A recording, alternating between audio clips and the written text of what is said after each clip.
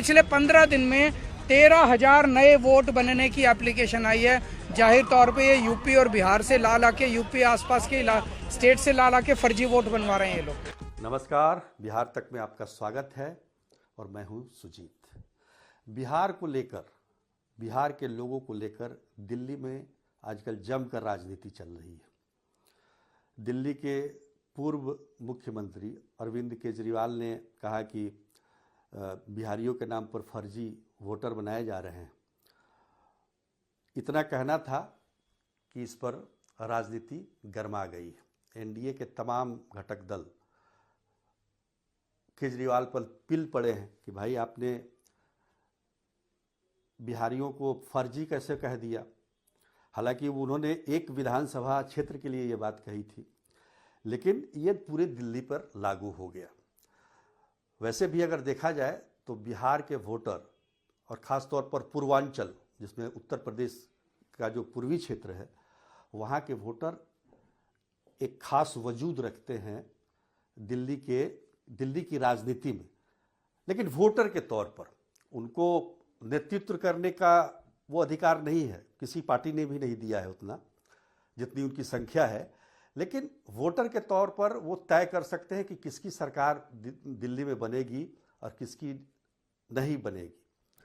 क्योंकि ये मैं इसलिए कह रहा हूँ कि सर्वे के मुताबिक दिल्ली के 43% यानी कि 43% जो वोटर हैं वो पूर्वांचली हैं, बिहार और उत्तर प्रदेश के। तो 43% अगर किसी के पक्ष में चले जाएं या किसी के विपक्ष में चले जाएं तो सीधा उसका राजनीति पर असर पड़ेगा। जिस प्रकार से केजरीवाल ने ये बयान दिया है, बीजेपी की कोशिश है कि ये बिहार के लोगों का अपमान इन्होंने किया है। आप तमाम नेता को देखेंगे तो वो इस बात को की तरफ ज़बरदस्त तरीके से केजरीवाल पर प्रहार कर रहे हैं कि बिहार के लोगों को फर्जी वोटर कैसे करार दिया है। लेकिन अगर हम गौर करें दिल्ली की राजनीति पर, तो भले ही आप बिहार के वोटर को लेकर आज एक मुद्दा बनाने की कोशिश कर रहे हैं। मैं सभी पार्टियों को कह रहा हूं, चाहे वो आप हो, चाहे वो बीजेपी हो, चाहे वो कांग्रेस हो, जो बड़ी पार्टियां हैं वहां की। 43% मतदाता हैं पूर्वांचली, लेकिन प्रतिनिधित्व का प्रतिशत क्या है दिल्ली की राजनीति में अगर देखा जाए तो? अगर हम लोकसभा के चुनाव की बात करें तो दिल्ली से मनोज तिवारी एक जीते हैं। हालांकि उन्होंने एक बिहारी को ही हराया, कन्हैया कुमार को। देखिए, लड़ाई भी बिहारी के बीच में ही करा के एक बिहारी को हरा दिया गया और मनोज तिवारी तीसरी बार सांसद बने हैं। लेकिन उनको जो है दिल्ली के कोटे से मंत्री केंद्र में नहीं बनाया गया।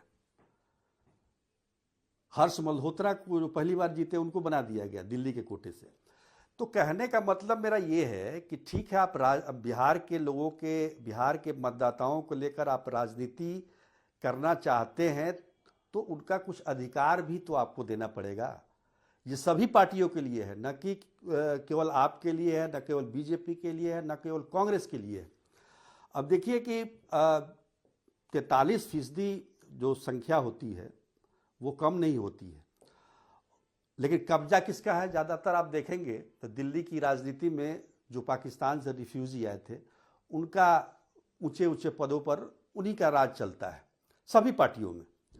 तो एक ये भी तय करना होगा कि भाई अगर आप बिहार के वोटरों को आप अपने तरफ करना चाहते हैं, आप उसको लुभाना चाहते हैं, तो भाई केवल वोट के लिए आप इस्तेमाल मत कीजिए, केवल एक मतदाता के तौर पर इस्तेमाल मत कीजिए, उनका हक भी दीजिए।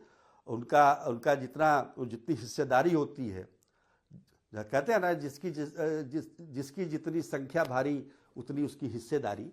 तो राजनीति में वो हिस्सेदारी भी तय होनी चाहिए। और ये चुनाव का समय है, बिहार के लोगों को ये एक सभी पार्टियों से ये अपील करना चाहिए कि भाई बिहार के लोगों को क्या आप हक दे रहे हैं।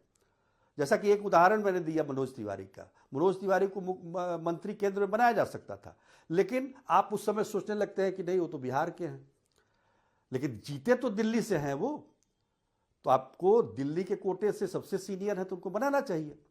खैर, तो ये स्थिति है अभी। लेकिन अभी चुनाव का माहौल है दिल्ली में, इतनी ठंड में भी राजनीति काफ़ी गर्म है। फरवरी में चुनाव होना है, निश्चित तौर पर सभी पार्टियां जो है लगी हुई हैं। बीजेपी ने तो अपने कई उम्मीदवारों की लिस्ट भी जारी कर दी है। अब है कि जेडीयू को कितना सीट मिल रहा है। हालांकि शुरू में हमने एक बार कहा था कि 5 सीटों पर जेडीयू चुनाव लड़ना चाहती है, लेकिन अभी की संभावनाओं को देखकर ऐसा लगता नहीं है। मुझे लगता है कि 2 सीट जेडीयू को मिल सकता है। इसमें एक किरारी का भी सीट शामिल होगा, एक कोई और सीट हो सकता है। सबसे गड़बड़ देख रहा हूं मैं, हालांकि कहा जा रहा है कि अरविंद केजरीवाल की जड़ें काफ़ी मजबूत हैं वहां पर, और अरविंद केजरीवाल की जड़ें मजबूत है तो निश्चित तौर पर कांग्रेस की जड़ें वहां पर खोखली हो चुकी है। और इस बार सभी जो है इंडिया गठबंधन के सभी घटक दल अलग अलग चुनाव लड़ रहे हैं, जबकि एनडीए एकजुट है। लेकिन फिर भी मुकाबला काफ़ी ज़बरदस्त रहने की संभावना है। यहाँ तो आरजेडी ने भी पिछली बार अपना हाथ आजमाया था, इस बार भी आजमाएगी। अब तो समझिए कि तेजस्वी यादव ने कह दिया है कि भाई इंडिया गठबंधन जो था वो लोकसभा चुनाव के लिए ही था, विधानसभा के लिए तो कोई बातचीत हुई नहीं है। और ये इसलिए कह रहे हैं कि जो विधानसभा का चुनाव बिहार में होना है दिल्ली के बाद, उसमें कोई उन पर ज़्यादा दबाव ना पड़े। दिल्ली में मान लीजिए वो गठबंधन में ही जाएगा, क्या कर लेंगे, ज़्यादा से ज़्यादा 1 से 2 सीटें मिलेंगी, तो यहाँ पर उन पर दबाव हो जाता। इसलिए उन्होंने कहा कि केवल लोकसभा तक ही ये गठबंधन था, और दिल्ली में हो सकता है कि चूंकि पार्टी है तो चुनाव तो लड़ेगी ही, अगर गठबंधन में नहीं है तो चाहे जितनी सीटों पर चुनाव लड़ ले। तो इस तरह की बात चल रही है। तो दिल्ली का एक चुनाव जो है एक तरीके से बिहार के चुनाव को के परिप्रेक्ष्य में इस बार लड़ा जा रहा है। इसलिए आप देखेंगे कि बिहारी वोटर को लेकर मुद्दा बनाया जा रहा है। बहुत सारी जो चीज़ें हो रही हैं वो बिहार के इर्द गिर्द हो रही हैं, बिहार की राजनीति को ध्यान में रखते हुए हो रही हैं। चूँकि दिल्ली के इस चुनाव के बाद, विधानसभा चुनाव के बाद बिहार का ही चुनाव होना है, तो निश्चित तौर पर चूँकि बिहार की जो लड़ाई है वो काफ़ी अहम लड़ाई है और सभी पार्टियों के लिए। हालांकि यहाँ पर आप नहीं है, आप दिल्ली में है, लेकिन बाकी जो पार्टियां हैं वो तो हैं ही। हो सकता है कि यहाँ पर फिर से गठबंधन बन जाए, जैसा कि पिछली बार भी 2020 के चुनाव में भी यहाँ पर मतलब महागठबंधन तो बना ही हुआ था, तो इस बार भी बन जाए। पर क्या है कि दिल्ली का चुनाव जैसे जैसे समय नज़दीक आता जा रहा है, दिलचस्प होता जा रहा है। बिहार के मुद्दे को प्राथमिकता मिल रही है, ये बड़ी बात है। हिस्सेदारी भी मिल जाए राजनीति में तो ये और अच्छी बात होगी। तो आज के लिए इतना ही, तब तक के लिए नमस्कार।